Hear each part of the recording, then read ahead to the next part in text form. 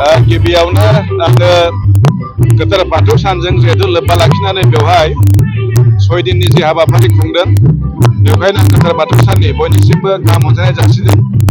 आं दिनै first time फैदों बेवहाय आरो बाथौ सानाव बेबायदि मेला आंनि थाखाय फार्स्ट एक्सपिरियेन्स फैनानै खोब गोजोनदों। दिनै बेवहाय हाग्रामा महिलारि सार बिथाङा फैनांगौमोन नाथाय बिखेक कारनाव फैनो हायाखिसै बिथां जानानै आं फैदों आरो बेवहाय कमिटिया मानगोनां जोंनि बिटिसिनिफ्राय माबा मोनसे अनसुंथाइ बिनानै मोनसे मा होनो मेम'रेन्डाम होदोंमोन। दा बेखौनो लोब्बा लाखिनानै आं फंनैसो बाथ्रा बुंबाय।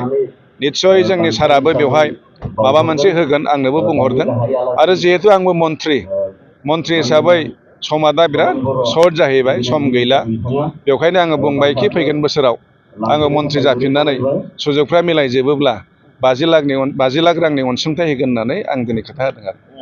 थारैनो जेराव बियो बेहाय मोननै बिदों, मोनसेया जाहैबाय थानसालि ओमफ्राय मोनसेया जाहैबाय दौरिफोरनि थाग्रा न' होनदों। बे मोननैयाव बबे मोनसेयाव बिथांमोना हास्थायो बिदिनो होनसै। फैगौ 10 फेब्रुआरियाव बिटिसि एकर्ड माने सान दङ, बिटिसि सुक्ति सान दङ। बे सानखौ जोङो खोब मोजां फालिनो नागिरदों आरो बेवहायनो थांनाय इलेक्सन समाव जों जायफोरखौ रायजो राजानि सिगाङाव माने प्रतिश्रुति होदोंमोन, खोथा होदोंमोन, नैबेफोरनि गासै खामानिखौ बे दिनखालिनो जोङो रायजोफोरनि गेजेराव मावफुंनो थाखाय जागायजेननो नागिरदों। ओंखायनो बे सानाव जोङो जोंनि बिटिसिनि गासै 10टा साब डिभिजनाव खमावबो माने 20,000 30,000सो मानसि लानानै नैबे हाबाफारिखौ जों जागायजेननो नागिरदों आरो नैबे हाबाफारिया जागायजेनखांब्लानो जों राजनिति दिगाव एबार जों सावरायसिगोन, बिनि उनावसो जों बुंनो हासिगोन आरो। मैयानि CWCआव मा सावरायनाय जादों? मैयानि CWCआव बेनो जे 10 अक्ट'बराव खुंनो गोनां जि बड'लेण्ड एकर्ड 10 फेब्रुआरियाव खुंनो गोनां जि बड'लेण्ड सुक्ति सान, बिटिसि सुक्ति सान, बेखौ जों बोरै खुंगोन बिनि सायावनो जों सावरायनाय जादों आरो।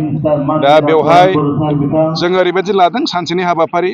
बेवहाय जोंना फिरफिला बिरनाय थागोन, हादोरनि फिरफिला, बेनिफ्राय मुंख्लंफोरनो बावनाय थागोन जोंनि बड'लेण्ड जायफ्रा मुंख्लं जाबाय। बिनि उनावहाय जोंनि उन्दै गथ'फोरखौ लानानै कुइज कम्पिटिसन थागोन, एक्सटेम्पर स्पिच थागोन, बिनि उनावहाय चिफ गेस्टआ स्पिच लाखिगोन। ओमफ्राय मोनसेया जाहैबाय थांनाय इलेक्सनाव बिटिसिआ जि मोनबा गेरेन्टिनि खोथा बुंदोंमोन, हा फाट्टा राननाय, नैबेखौ जोङो होजेनगोन। मोनसेया जाहैबाय जोंनि लाइमोनफोरखौ जोङो माबानो थाखाय मा होनो गाव गावनि माने संस्थापनखौ गायसननो थाखाय जोङो 2 लाख थाखानि जि अनसुंथाइ होगोन होनदोंमोन, बेखौ जों जागायगोन।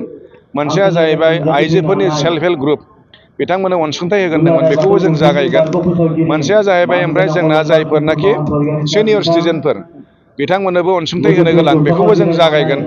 आरो बेनिफ्राय जोंना जायफ्रा अंगहानिफोर, बिथांमोननोबो अनसुंथाइ होगोन, बेखौबो जों जागायगोन। ओमफ्राय मोनसेया जाहैबाय थांनाय 17 जानुवारियाव जालांनाय जि जोंनि बागुरुम्बा मोसानाय, जोंनि बिटिसि ओनसोलनिफ्राय जेसेबांफ्रा मोसाहैदोंमोन, बे मोसाखावरि दामगिरिफोरखौ गावबागाव साब डिभिजनाव आजिखालि बरायनाय जागोन।